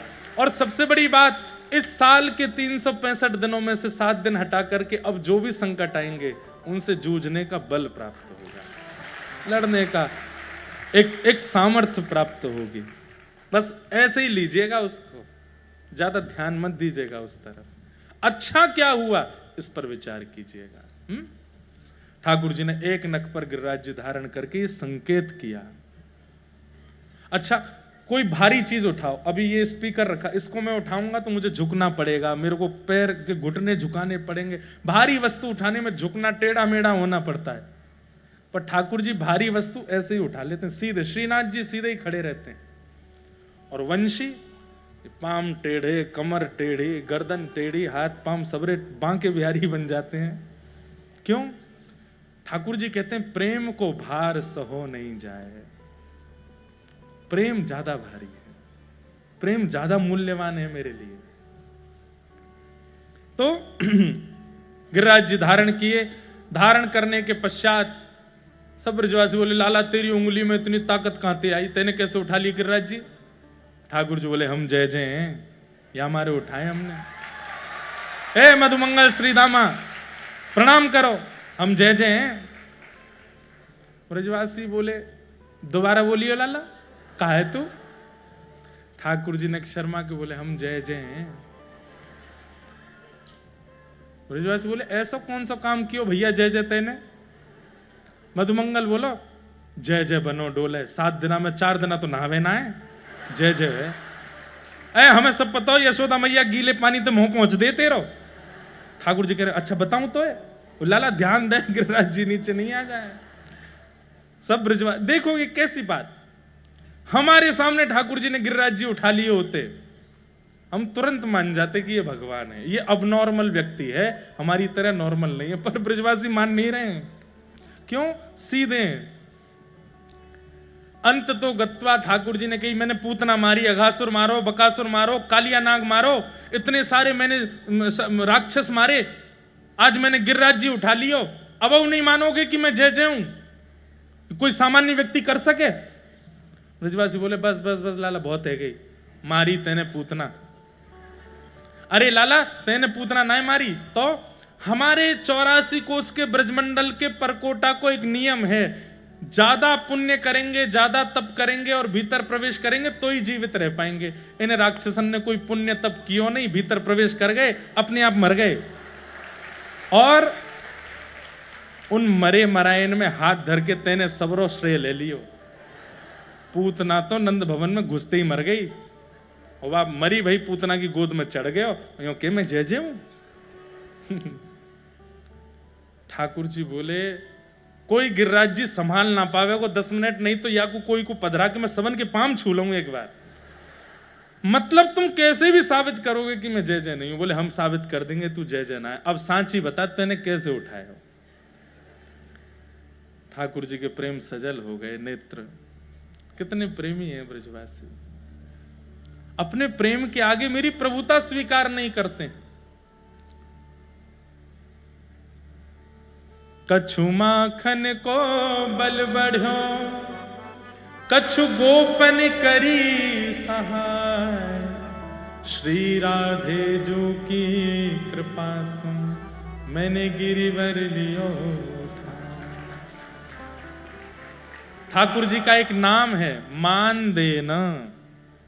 दूसरों को मान देते हैं, दूसरों को श्रेय देते हैं। अंग्रेजी में कहूं तो दूसरों को क्रेडिट देते हैं। खुद करते हैं पर दूसरों को श्रेय देते हैं। करते हो तुम कन्हैया, मेरा नाम हो रहा है, मेरा आपकी कृपा से सब काम हो। पतवार के बिना भी मेरी नाव चल रही है, हैरान है जमाना, मंजिल भी मिल रही है, करता नहीं हूँ कुछ भी, ये कमाल हो रहा। क्यों करते हो तुम कन्हैया, मेरा नाम हो रहा है, मेरा आपकी कृपा से सबका। अच्छा, जब हम ये बात गाते हैं ना, मुझे ऐसा लगता है ये वाला पद जब हम गाते हैं तो ठाकुर जी हंसते तो हैं हम पे। बात बना रहा है, बैठे बैठे सब कह रहा है कि सब मैंने किया, तो मैंने ही है, पर देखो कितनी बड़ी बड़ी बातें कर रहा है। अभी अगर इससे किसी ने जाकर, मैं ही जाकर के कह दूं अच्छा भैया सब मैंने किया, तो ला चल घर की चाबी दे दे मुझे, तू निकल बाहर, ये घर मैंने बनवाया हो, गाड़ी मैंने दिलवाई, सब कुछ मैंने करवाया हो। ठाकुर जी आप तो वैकुंठवासी हो, आपको क्या आवश्यकता, मेरे छोटे से घर में क्या करोगे आप, वहीं रहो। हमारा क्रेडिट कोई ले ना जाए, मैंने ये किया, इस बात को कोई नकार ना दे, इसकी भी चिंता लोगों को लगी रहती है। ये मैंने किया, प्रसिद्धि हो गई कथा की, ओ बहुत बढ़िया कथा हुई महाराज जी हुई, बहुत जगह ऐसा कथाओं में होता। फिर उसके बाद कई बार उन लोगों में आपसी द्वंद्व हो जाता है, मैंने ये किया था, मैंने ऐसे करवाया था। फिर एक बोले अरे सब बातों की बात छोड़ो, व्यास जी मैंने बताए थे, इनको बुलाओ, मैंने नहीं बताए तो कैसे काम चलता। ठाकुर जी ऐसे नहीं है। ठाकुर जी सब कुछ करने के बाद आप ही को श्रेय दे देते हैं, अरे तैने ही किया यार, मैंने थोड़ी कछु किया है। सब ब्रजवासियों को श्रेय दिया, अरे ग्वालन ने मुंह पर कृपा करी, गैया गोपिन ने मुंह को मक्खन खवाए, श्री किशोरी जी की कृपा से मैंने गिरिराज जी उठाए। ऐसे हमारे ठाकुर जी 7 दिन तक गिरिराज जी धारण किए। 7 दिन बाद इंद्र के मान का मर्दन हुआ। इंद्र ने आकर के भगवान की स्तुति गाई। पिता गुरुस्त्वं जगतामधीशो, दुरत्यय काल उपात दंड, हिताय स्वेच्छा तनुभी समीह से, मानम विधुन्वन जगदीश मानिना। आप मेरे पिता हैं, आप मेरे गुरु हैं, मैंने अपराध किया है नाथ, कृपा करके मुझे दंड दीजिए। ठाकुर जी बोले तुमने अपराध तो किया, लेकिन मैं तुम्हें क्षमा करता हूं। क्यों? क्योंकि तुम्हारे अपराध के कारण व्रजवासी सब मेरे समीप आ गए, मेरे निकट आ गए, इसलिए मैं तुमको क्षमा करता हूं। ठाकुर जी ने इंद्र को क्षमा किया। तत्पश्चात गैयाओं ने भगवान का नामकरण गोविंद किया। एकादशी व्रत की महिमा बताई गई। ठाकुर जी व्रजवासियों को संकेत प्राप्त हो गया कि ठाकुर जी जय जय हैं। कैसे प्राप्त हुआ? एक प्रसंग ऐसे आता है कि नंद बाबा अर्धरात्रि में यमुना जी स्नान करने के चले गए और उस समय पर स्नान करने चले गए जिस समय देवताओं के, गंधर्वों के स्नान का समय होता है। 3:45 बजे से पूर्व, अगर सुबह सुबह 3:45 बजे से पूर्व आप देव नदियों में स्नान करते हैं तो उसको कहीं ना कहीं शास्त्रों में, हो सकता है मेरे समय आगे पीछे हो, पर उसको निषेध माना गया। क्यों? क्योंकि वो देवता गंधर्व जनों के स्नान का समय है। उस समय मानव स्नान नहीं, मानवों के स्नान का समय ब्रह्म मुहूर्त है, और ब्रह्म मुहूर्त 3:45 बजे शुरू होता है। 3:45 पे शुरू होता है ब्रह्म मुहूर्त। उसके बाद आप देव नदियों में स्नान कर सकते हो। तो समय ना पता होने के कारण नंद बाबा नदी स्नान करने के लिए गए, तो गंधर्वजन इनको लेकर के गंधर्व लोग देवलोक ले गए। लौट करके नंद बाबा बहुत देर तक डुबकी लगाए, बाहर नहीं आए तो हड़कंप मच गया। सबने जाकर के लाला को बताई, लाला नंद बाबा भीतर गए, बाहर नहीं आए। कालिया नाग तो चलो गो, फिर नंद बाबा बाहर क्यों नहीं आए? ठाकुर जी ने दिव्य दृष्टि से देखा कि ये तो देवलोक चले गए। तुरंत ठाकुर जी ने दूसरे रूप से देवलोक में प्रकट हुए, शंख चक्र गदा पद्म धारण करके। नंद बाबा ने जैसी देखी, जे तो मेरो लाला या कि 4 भुजा कहां ते आ गई। ठाकुर जी को देखते ही गंधर्वों ने नंद बाबा को छोड़ दिया। बोले जय जय, ये असमय में स्नान करो। बोले हमारे पिताजी हैं, तुरंत वापस छोड़ के आओ। तो नंद बाबा वापस आए, ब्रजमंडल में आकर के उन्होंने पूरी बात बताई। बोले भैया लाला तो 4 भुजा वारो डोल लो वहां पे हमारो। तो सब ब्रजवासियों ने ठाकुर जी से कही, लाला तू सांची में जय जय? ठाकुर जी बोले हम जय जय। लाला देख तू जय जय होगो कोई और लोक में, हमारे काजे तो तू लाला है। हम बात को ही मानेंगे कि तू हमारो लाला है। बोले तो मैं कौन सा कह रहा हूं कि मुझे जय जय ही मानो, लेकिन लाला एक काम कर दे। बोले कहा, तू जय जय तो एक बार हमको वैकुंठ को दर्शन कराला, कैसो है? ठाकुर जो चलोगे? बोले हाँ। मधुमंगल श्रीदामा तन सुखा मन सुखा धन सुखा सुबल तोष, भगवान के सारे ग्वाल बाल तैयार हो गए और ठाकुर जी का हाथ पकड़ करके सब अंतर ध्यान हुए, सीधे वैकुंठ पहुंचे। वैकुंठ के द्वार पर जय विजय चतुर्भुज रूप में खड़े हैं। ठाकुर जी को देखते ही दंडवत प्रणाम किया। ठाकुर जी बोले मुझे नहीं, इनको करो। मधुमंगल श्रीदामा को प्रणाम किया। मधुमंगल खुशी रहे, राजी रहे, तेरो ब्याह है जाए। सबको आशीर्वाद। लाला ये सबन की 4 भुजाएं यहाँ पे? बोले हाँ। बोले हमें उन्हें 4 भुजा वारो बना दे, हम भी बन के देखें कैसा लगेगा। ठाकुर जी ने चुटकी सी बजाई, उनकी भी 4 भुजा निकल के आ गए। मधुमंगल सीधा के लाला जी तो बहुत जोर को है। बोले कहा करेंगे? बोले 2 हाथ से मटकी पकड़ेंगे, 2 हाथ से मक्खन निकाल के खाएंगे।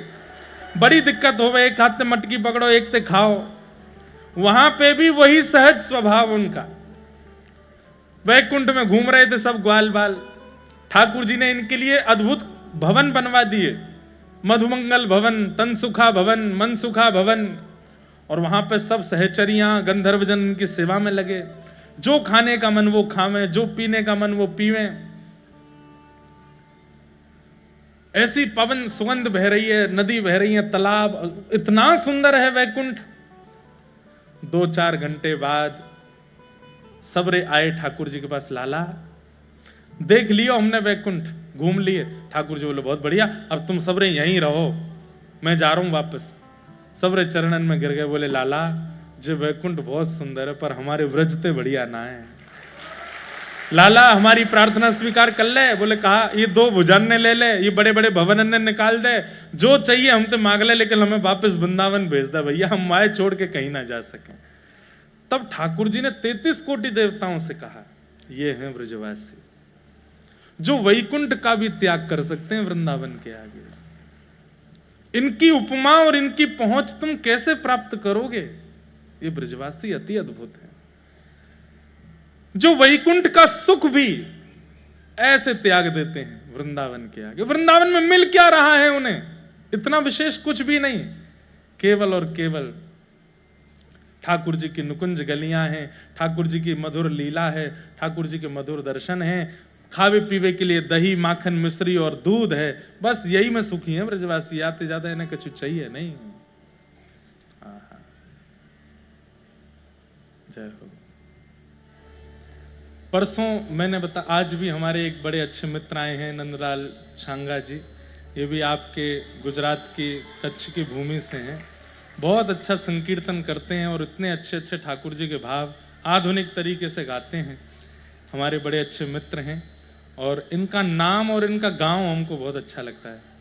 गांव भी नंद गांव है, हैं? नहीं, गांव रत्ना, हाँ, वहाँ कच्छ में गांधी धाम में कथा हुई तो वहाँ आसपास में गांव हैं। एक गांव का नाम नंद गांव है, आपके गुरुजी का स्थान गोवर्धन है, वहाँ बरसाना भी है, ऐसे सब मुझे पता चला। और ये सब हमारे वहाँ ज़्यादातर आहिर समाज के लोग रहते हैं, जो हमारे ऐसा कहते हैं कि ठाकुर जी के साथ ही ब्रजमंडल से द्वारिका आए, वे सभी वहाँ हैं। आप भी बहुत अच्छा संकीर्तन और ठाकुर जी का मधुर भाव गाते हैं। परसों जब हम रात्रि में बैठे थे तो यहाँ के एक और अच्छे गायक हैं आदित्य गढ़वी जी, उन्होंने एक भाव हमको सुनाया और वो भाव बड़ा हमको भी बहुत अच्छा लगता है। नागर नंद जी ना लाल, नागर नंद जी ना लाल, रास रमनता मारी नथनी को वारी, कान्हा जड़ी हो तो आल, कान्हा जड़ी हो तो आल, रास रमनता मारी। आपको पता है ये नरसिंह मेहता का पद है, नरसिंह मेहता जी का पद है ये। उन्होंने गाया तो इतना प्रसिद्ध हुआ। उस दिन रात्रि में हमारी बहुत देर कथा सत्संग चर्चा भी हुई, तो वो बोले महाराज जी इस पद के पीछे एक बहुत सुंदर भाव है। मैंने कहा क्या? तो फिर हमने उनको पूरी रास की कथा सुनाई, यही भाव श्रीमद् भागवत जी में है। वे बोले महाराज जी की नथनी खोई है, इसका मतलब क्या है? बोले व्यक्ति का ईगो होता है नाक में, उसकी ना मेरी नाक है। बोले रास में तब तक प्रवेश नहीं होगा जब तक ईगो खोएगा नहीं, ईगो जाएगा नहीं। ईगो जब तक आपके अंदर है, आप भक्ति मार्ग में और भक्ति के रास में प्रवेश नहीं कर सकते। ईगो मतलब मैं कुछ हूं, ये भावना जब तक आपके चित्त में है। नाक के दो ही आभूषण हैं, दिखने वाली नथनी और न दिखने वाला ईगो। जब तक वो न दिखने वाला आभूषण आपकी नाक में होगा तो आपको रास में प्रवेश नहीं मिल सकता। मैंने कहा ये आप भाव बता रहे हैं, यही श्रीमद् भागवत जी का भाव है। रस और रास में अंतर क्या है? रस का मतलब क्या है? आप द्वारिका जाते हैं, आप रणछोड़ जाते हैं, आप डाकोर जी जाते हैं। आज हम डाकोर जी गए थे सुबह, रोज क्रम बन रहा था, अब जाएंगे अब जाएंगे अब जाएंगे। आज कोई क्रम नहीं था तो आज ही चले गए। तो इसलिए संसार की क्रियाओं में क्रम बनाना चाहिए, भगवत क्रिया में कभी क्रम नहीं बनाना चाहिए। जब मन करे तुरंत भागो। तो आज यही हुआ, सुबह उठ करके अपने नित्य क्रम में लगे, बैठे बैठे पता नहीं क्या भाव, मैंने कि फोन करो भाई गाड़ी लगवाओ, डाकोर जी जाएंगे। नींद भी पूरी नहीं हुई थी, थके भी थे, थोड़े अस्वस्थ भी थे, पर मन में आया। और 2 दिन क्रम बने, गाड़ियां खड़ी रही, वहां भी सब व्यवस्था हो गई तो जा नहीं पाए। तो मानो ठाकुर जी ने संकेत किया कि मेरे पास आवे के लिए क्रम नहीं, जब मन हो आ जाओ। व्यवस्था बन रही है, योजना 5 दिन से द्वारिका जाना है, वृंदावन जाना है, द्वारिका जाना है, वृंदावन, नहीं जा पाओगे। मन तो ऐसा होना चाहिए ऑफिस में बैठे हैं, काम कर रहे हैं लैपटॉप पर, कॉलेज गए हैं, पढ़ाई कर रहे हैं, दफ्तर गए हैं, कमाई कर रहे हैं, और नोट गिनते गिनते ही ऐसे याद आ जाए राधा वल्लभ लाल। उसी समय शटर लगाया, घर पे फोन किया, बोले 2 पराठे रख दो, फ्लाइट पकड़ो, पहुंच गए दिल्ली, सीधे वृंदावन। जब योजना बना करके जाओ तो समझो आप वृंदावन गए, और जब बिना योजना के अचानक जाओ तो सोचो ठाकुर जी ने बुलाया। तो रस में और रास में अंतर क्या? आप योजना बना के ठाकुर जी के पास गए, ये रस है। और बिना योजना के, या तो ठाकुर जी ने योजना बना के आपको बुला लिया, या ठाकुर जी आपके पास आ गए, ये रास है, ये रास है। आप बैठे बैठे घर में प्रतीक्षा विचार कर रहे थे, बहुत दिन हो गए महाप्रभु जगन्नाथ जी का दर्शन नहीं किया, पता नहीं इस साल बन पाएगा कि नहीं बन पाएगा। तभी आपके कोई रिश्तेदार, नातेदार, मित्र या कोई, मैं कह रहा हूँ फोन ही आ गया, और उन्होंने आके कहा भैया हम जगन्नाथपुरी गए थे, वहां से प्रसाद लाए हैं, कब मिलोगे घर पे, हम भिजवा देते हैं। इसको समझना ये रास है। ठाकुर जी याद कर रहे हैं, ठाकुर जी बुला रहे हैं। रस और रास में यही अंतर है। सीधी बात, आपने योजना बनाई ठाकुर जी से मिलने की, वो रस है। ठाकुर जी योजना बनाए आपसे मिलने की, वो रास है। रामदास बोढ़ाना जी के साथ में रास हुआ। नरसिंह मेहता जी के साथ रास हुआ।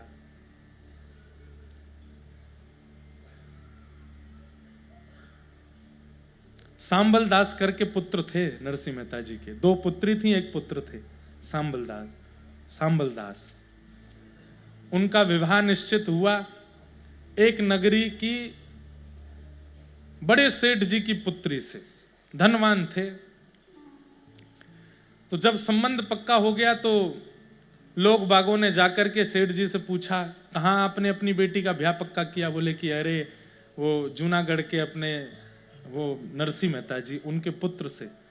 अरे वो करताल पीटा। उनको लोग बहुत सारी उपाधियां दे रखी थी जूनागढ़ में। करताल पीटा मतलब करताल पीटता रहता पूरे दिन। और आपको एक अंदर की बात बताऊं, जब महादेव की कृपा से नरसिंह मेहता जी को रास का दर्शन हुआ, ये बात मैं कथा में जब नरसिंह मेहता जी का थोड़ा चरित्र कहा था तो मैंने कहा है, हमारे पूरे ब्रह्मांड में व्रज के भक्तों के अलावा यदि रास का दर्शन पूरे ब्रह्मांड में किसी को हुआ तो वो गुजरात के नरसिंह मेहता जी को हुआ रास का दर्शन। नहीं तो रास में ठाकुर जी महादेव को भी प्रवेश नहीं करने देते हैं। उस रास में नरसिंह मेहता गए।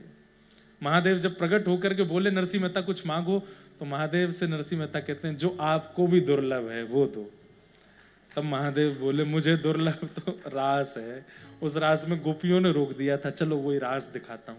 तो जब रास में पहुंचे तो ऐसा संकीर्तन किया नरसिंह मेहता जी ने कि ठाकुर जी प्रसन्न हो गए। और ठाकुर जी ने अपने एक पांव का नूपुर नरसिंह मेहता जी के पांव में बांध दिया। तभी ऐसी प्रसिद्धि तो है कि एक पांव में नूपुर पहनते थे, पर हमारे व्रज के रसिक संत कहते हैं कि किशोरी जी ने भी अपने एक पैर का नूपुर, नरसिंह मेहता जी के दोनों पैर में नूपुर थे। तो जूनागढ़ में विशेष रूप से जो उनका अपमान होता था वो इसलिए भी होता था क्योंकि घुंघरू पहन के घूमते थे, अब छम छम छम छम छम करते डोलते थे। तो सब लोग बड़ी हंसी उड़ाते थे उनकी। आ गया करताल पीटा आ गया, ए कीर्तनिया आ गया, ए गाल बजावा आ गया, चीखने चिल्लाने वाला आ गया, ए देखो मानव के नर के भेष में छोरी बन के घूम रहा है। ऐसा ऐसा लोग बोलते थे उनको। नरसिंह मेहता सब स्वीकार करते। तो किसी ने जाकर के वो लड़की के पिता से कह दिया तुमने उनके बेटे से ब्याह पक्का किया, करताल पीटा, पुरुष होकर के स्त्रियों के भेष में घूमता है, उससे अपनी बेटी का ब्याह पक्का कर दिया। अरे हमने तो ऐसी स्थिति भी सुनी है कि उसके यहां पर एक समय भोजन बन जाए तो दूसरे समय भोजन की व्यवस्था नहीं होती। अपनी बेटी देने से पहले विचार कर लेना। और ये नियम भी है बंधुओं कि पिता को चाहिए अपनी पुत्री अपने से ऊंचे खानदान में भेजे।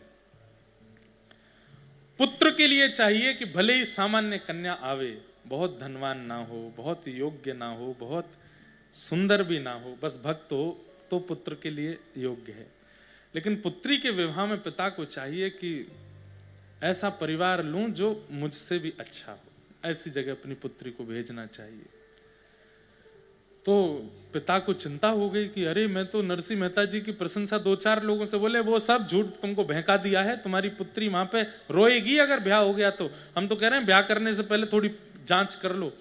तो पुत्री के पिता बोले मैं ऐसे कैसे संबंध तोड़ दूं, कोई और तरीका नहीं है? बोले हाँ एक तरीका है। बोले क्या? तुम बारात कैसी लेकर के आओ ऐसा पत्र लिख करके उनको भेजो और उसमें इतनी सामग्री और इतनी योजनाएं बता देना कि नरसिंह मेहता घबरा जाए, अपने आप ही रिश्ता तोड़ दे। बोले प्रारंभ कहां से करें? बोले प्रारंभ यहीं से करो कि 60 वर्ष से जितने भी ऊपर के लोग बारात में आवे आपके बेटे की में, सब हाथी पे चढ़ के आवे। सबके लिए एक एक हाथी होना चाहिए, इतने घोड़े होने चाहिए, इतने ऊंट होने चाहिए, इतनी बग्गियां होनी चाहिए, इतने ढोल ताशे नगाड़े बजाने वाले होने चाहिए।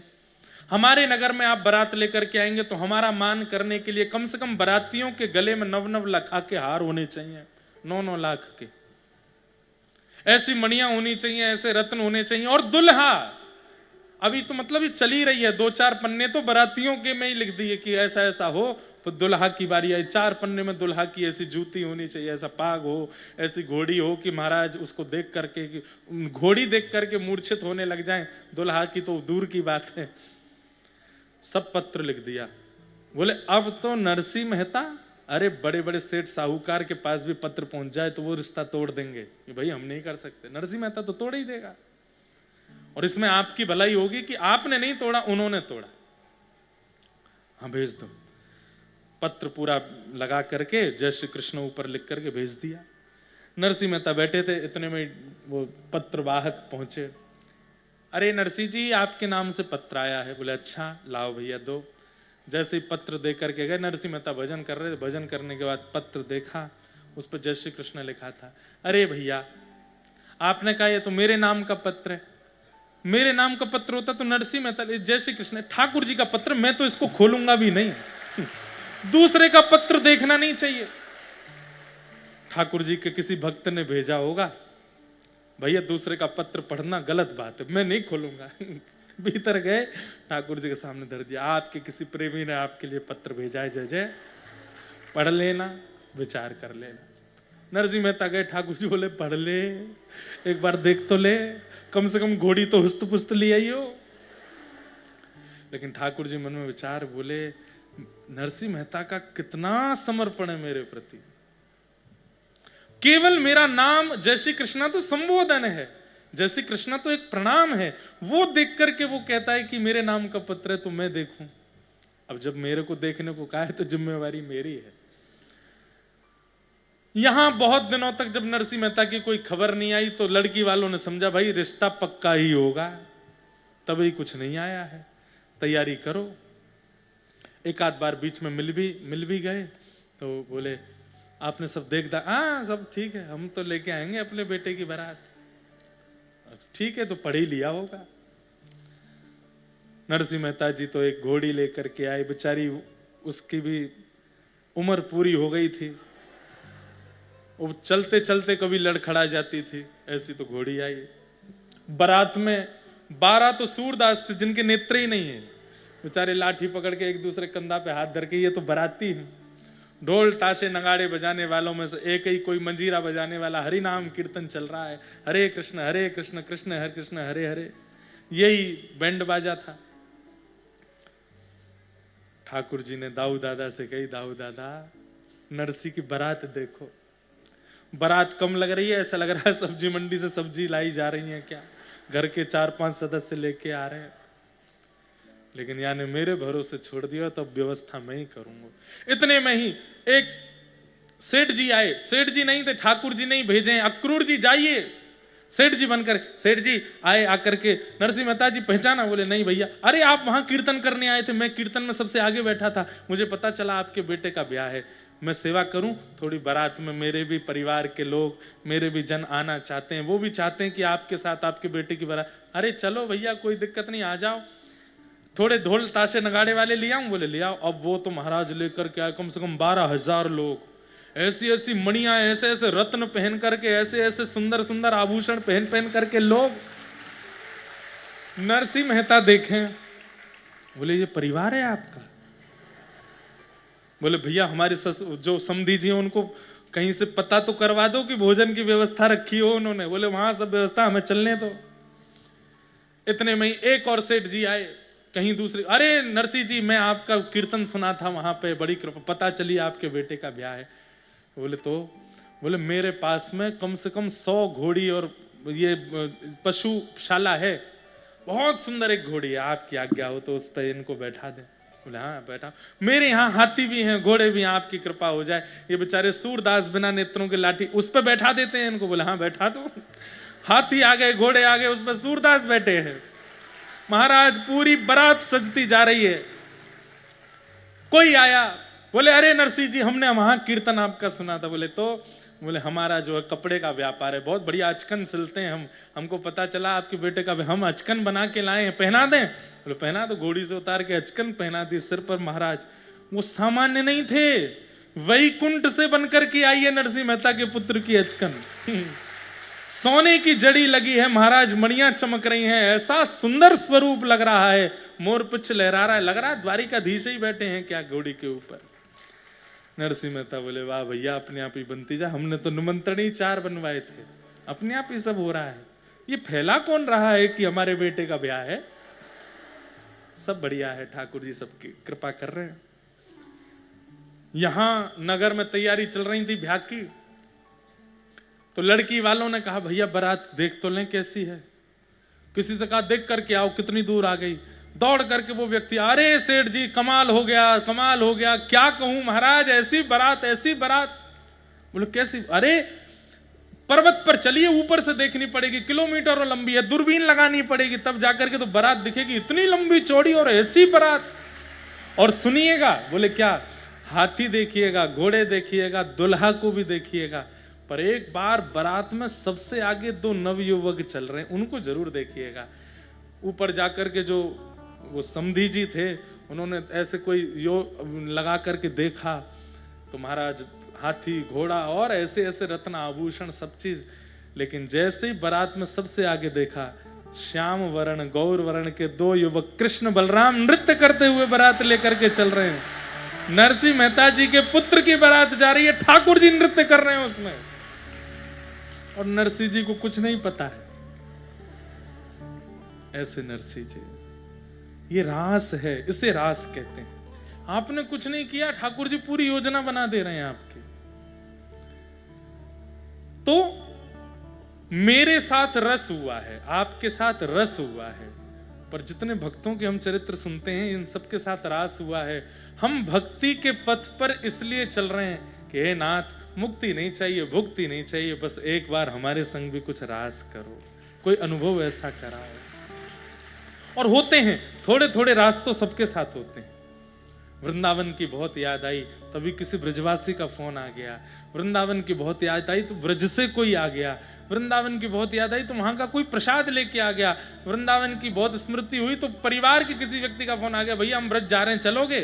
ये छोटे छोटे रास तो सबके साथ होते हैं, पर वो विशिष्ट रास हो, उसकी इच्छा सबके चित्त में होनी चाहिए। गोपियां रास का अधिकार प्राप्त कर चुकी हैं। ये व्रज की गोपियां कौन है बंधुओं? ये त्रेता के दंडकारन वन के वही संत हैं